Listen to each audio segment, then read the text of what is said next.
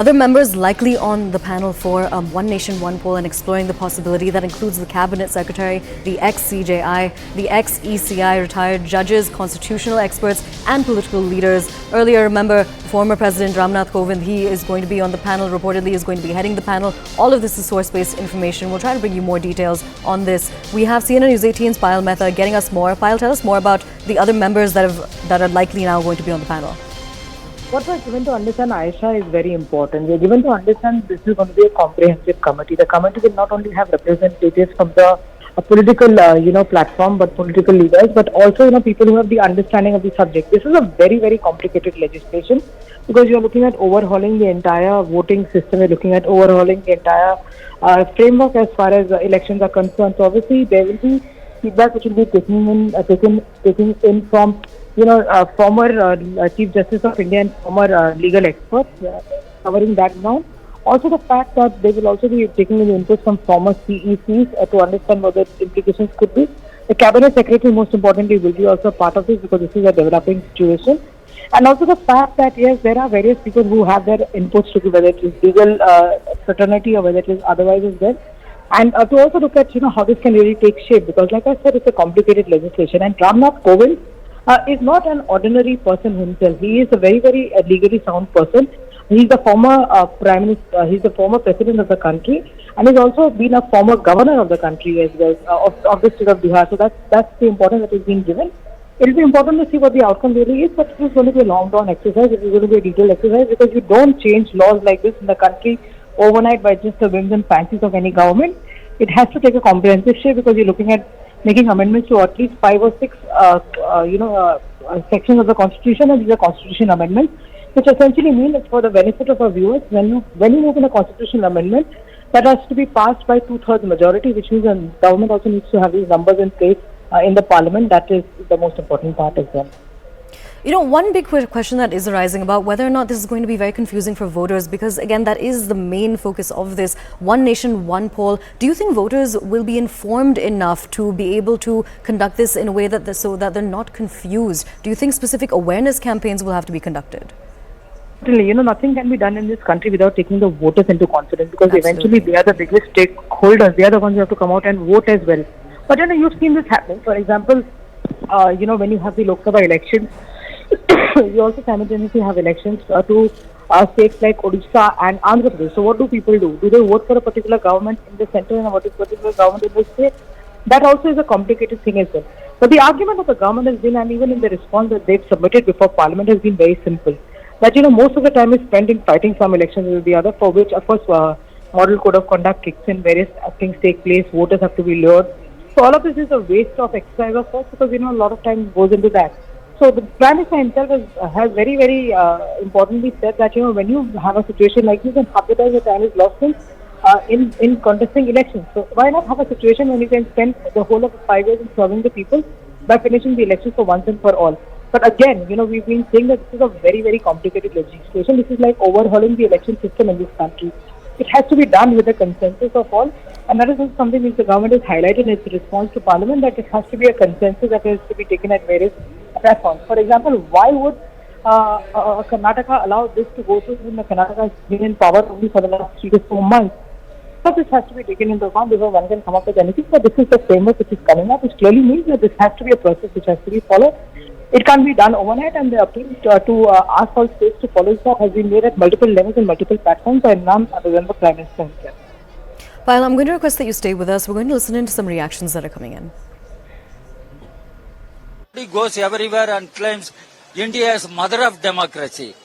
If that is so, how can the government take unilateral decisions without consultation with political parties and parliament?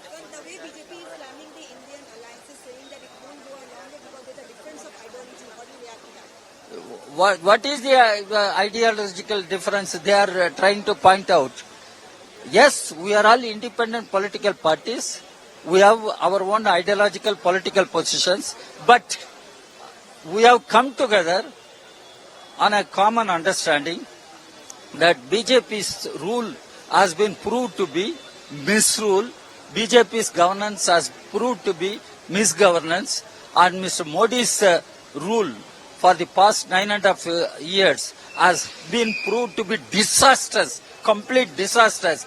In order to save India, save constitution, save democracy, BJP has to be thrown out of power, and we are all convinced on that issue. We are together. We're crossing back over to our guest who remains with us, Mr. Rajagopalan, who is a senior journalist as well. Mr. Rajagopalan, what I wanted to ask you more about is, while you might say that this is going to be that this is merely a distraction in view of the India Alliance meeting which is taking place in Mumbai, the point is that this could be a very real bill that could be brought up in Parliament. This could be the real situation in the near future when it comes to elections. One nation, one poll. What are the possible obstacles that you could see in terms of implementation? How do you think this could affect campaigns? There will be lots of obstacles because the parliament has to pass the legislation, and moreover it is going to be a very, very tough task for the Narendra Modi government and equally tough for the opposition parties. You asked me a pertinent question. One example of what D. Raja, the CPI Central General Secretary, has just now been very angry, very, very angry. That is what Mr. Government and Narendra Modi and BJP wanted. BJP wanted opposition to be jittery. And instead of talking about the legal aspects and financial aspects and for that matter, during VP Singh's time, Vishwanath Pratap Singh Prime Minister's time, Dinesh Goswami was law minister. He brought electoral reforms. T.N. Session brought electoral reforms.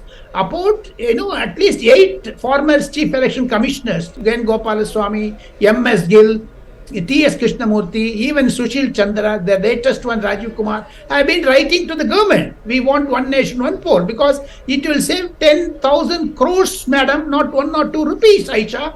It's not one easy joke. We cannot be talking about Adani and China repeatedly. You have to go forward, This is a move by the government. Of course, it is going to affect the BJP also, because only last year you held the elections in Uttar Pradesh. It is going to be a major setback to Yogi Adityanath if elections are to be held in UP along with Lok Sabha in May 2024, in another 6 months' time. You have to prepare for 2 places, one for Lok Sabha, one for Assembly. So it is going to be a difficult task.